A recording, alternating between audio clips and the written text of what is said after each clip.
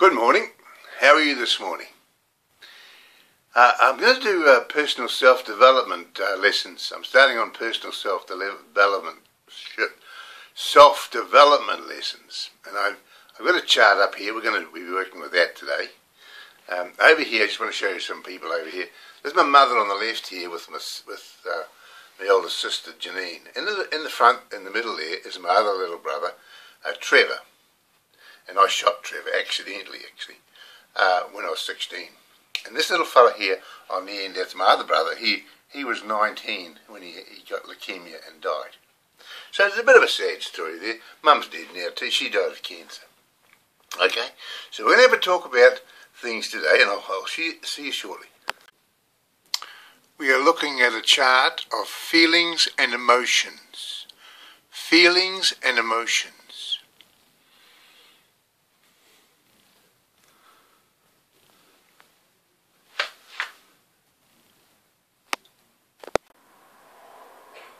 There are 9 feelings and emotions in every human being, and today's lesson we're going to be talking about the bottom 3: fear, grief and depression.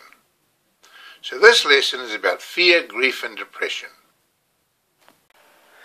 Good stuff this, you should try it. I've been wearing it for most of my life, ever since I became a teenager. I've been wearing this stuff, very good. Oh yeah. Listen, I've got a confession to make. I've been upsetting a few people around town. I'm a bloody troublemaker. I've got a mate. His name's Dick Dodds. Do you know Dick? Bloody good bloke. Play the fiddle. Shit, he can play the fiddle. Anyway, we've knocked around for bloody years. The main times we have, when we're in our 40s, you know what it's like when you're in your 40s, the roaring 40s. It's all go. You got young kids going to school. You're at your career and your businesses and stuff like that. And with a whole group of us, we're all in business, all doing very well. I was a manager of a finance company, big bugger too. And Dick had an aluminium business. You see, he made doors and windows. And there was other blokes, Cliff Gowan, he dug holes, and there was, what's that other bloke's name, the car painter bloke? But anyway, we had a lot of fun. And I've been trying for bloody years to get people's attention, you see, because I used to write letters to the editor of the newspaper and say, listen, this is bloody wrong. What they're doing in this town is wrong.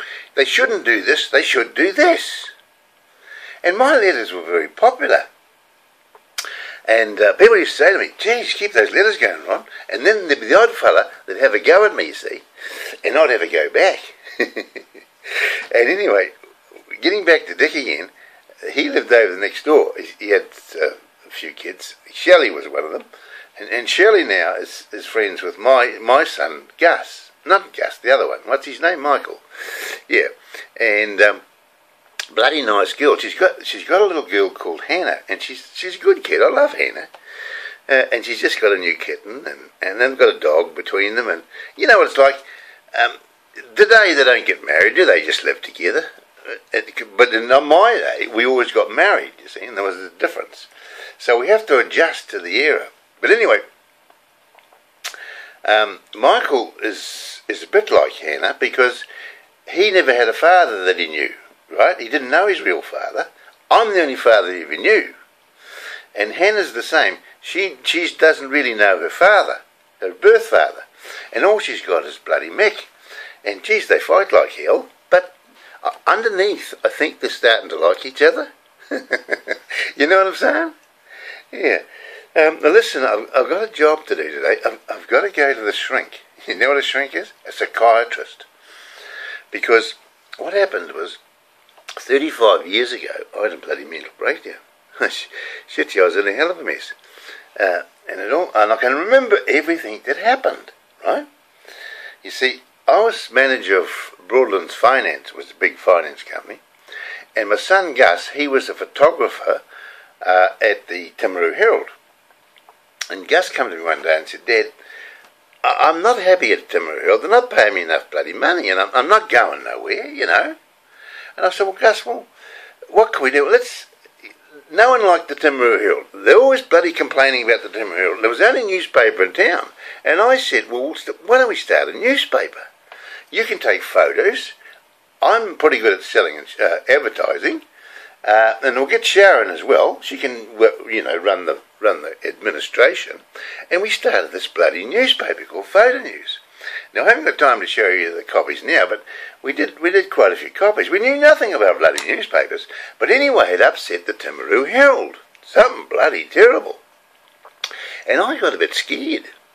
In fact, I got that bloody scared that one night we were around here, Dick and Heather and everybody was here, we were having a party, you know, Friday night nibbles, and I got bloody scared, and I started to hide in the corner. I was shaking, I got all shaking, hid in the corner. I thought the bloody manager, Ray Bennett was the manager at the time, I thought he was coming to shoot me, because we were taking all their clients, you see, we were taking the advertising clients, and they were bloody upset. Oh yeah, but anyway, I finished up in bloody hospital. They put me away. And anyway, one day I was lying there and someone said to me, Ron, you're having a bit of trouble. Why don't you try God? And I'd never heard of bloody God. Who the hell was a God, you know? So anyway, they said you have to say sorry for all the people you ripped off, you know, and stuff like that.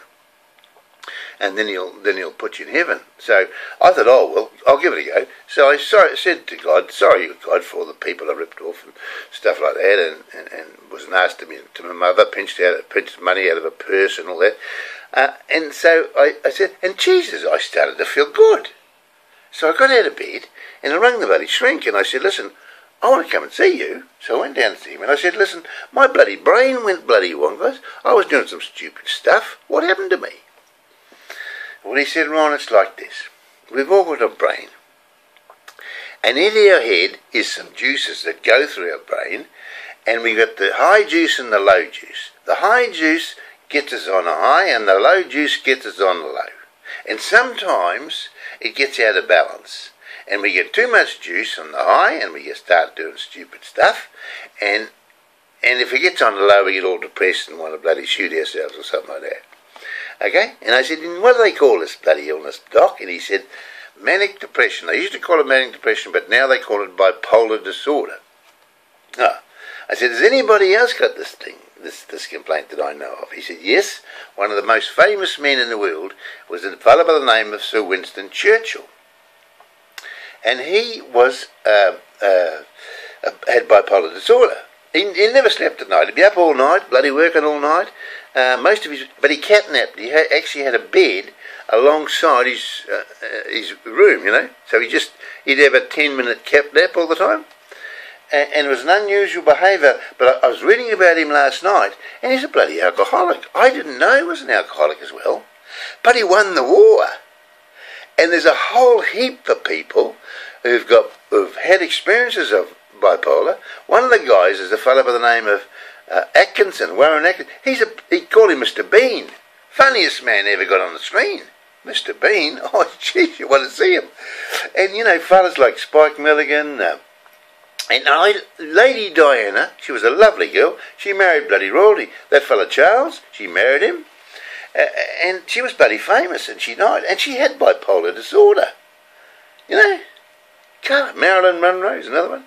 I've got a whole list of them there. I'll show you after. But anyway, I'm going to see the shrink. So, just a minute. I'm going to go and get me bloody glass of orange. Got to have orange in the morning.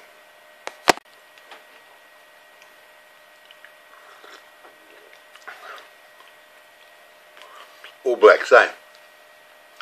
I live in New Zealand. We're all black country. We got the World Cup. Did you know that? We won last year. Beat the bloody Aussies here.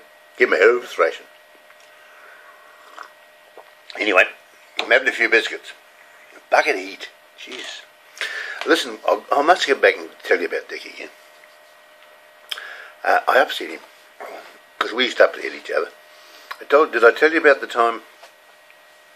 Did I tell you about the time when I was digging the bloody spuds? You see, none of them were spuds, but carrots or something.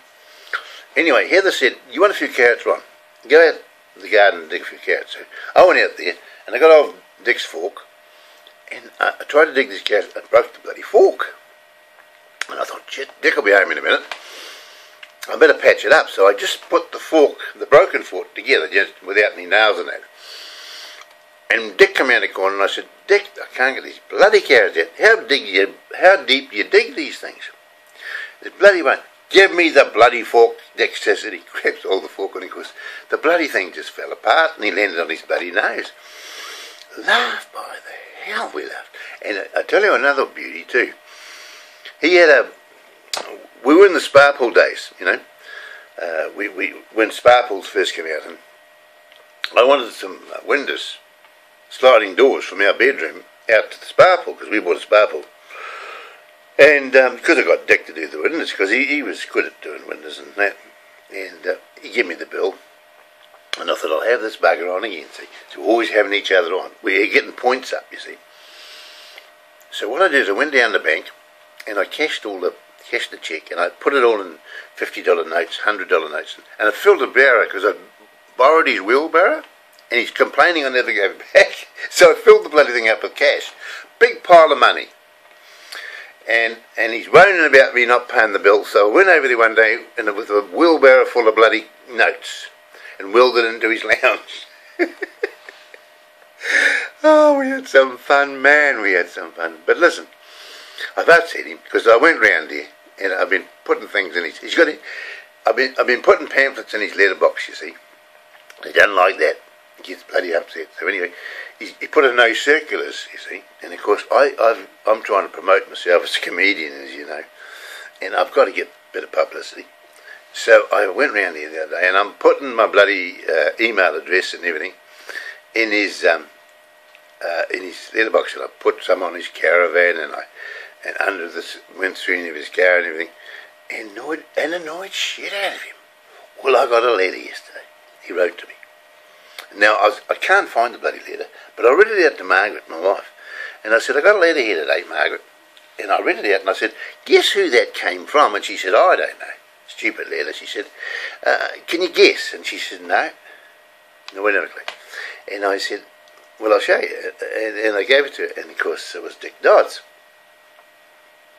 And I said, now what do you think? Oh, he's all right. Don't worry about it.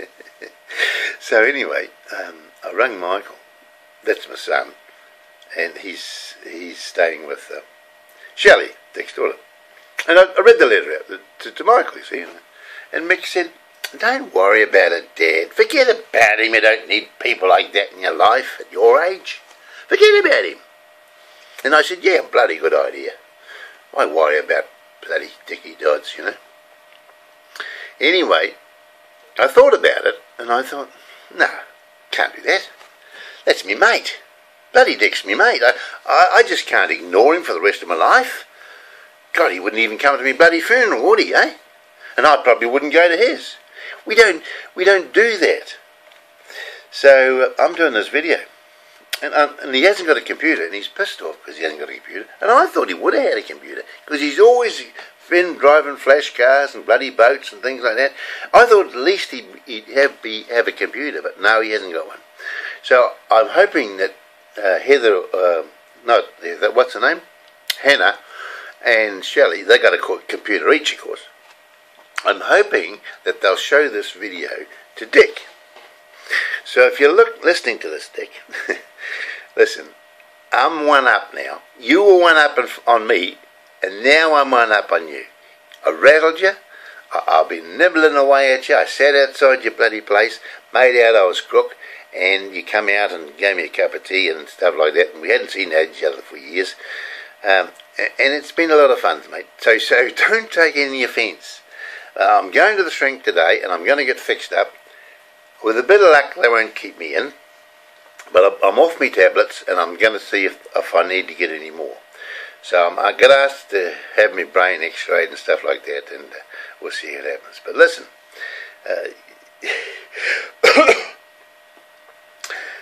thanks, mate, for the good times anyway. And you too, Heather. Listen, I've got to go. I've got coffee to drink here. No, it's Milo. I'm drinking Milo this morning. And I've got to get ready for the shrink. I've got to put my good clothes on. and I've got to have breakfast yet, all sorts like that. So listen, folks, don't forget to call in next week. You know the address, don't you? www.timarudirectory.co.nz/news, News. Timaru Directory /news. See you later. Oh, wait a minute. Is it / or /? I don't know. Bloody computers. How the hell do you work them?